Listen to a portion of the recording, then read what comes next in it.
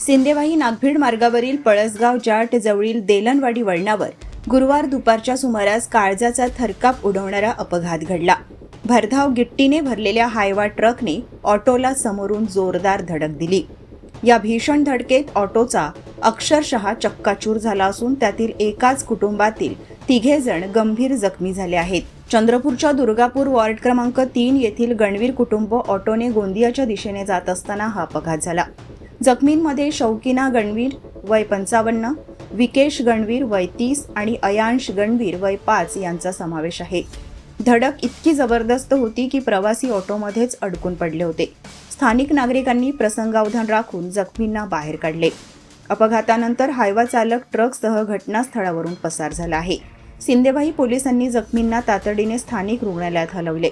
प्रथमोपचारानंतर प्रकृती गंभीर असल्याने चंद्रपूर जिल्हा रुग्णालयात हलवले आहे. माणुसकी विसरून पळ काढणाऱ्या चालकाविरोधात परिसरात संताप व्यक्त होत असून सिंदेवाही पोलीस त्याचा कसून शोध घेत आहेत.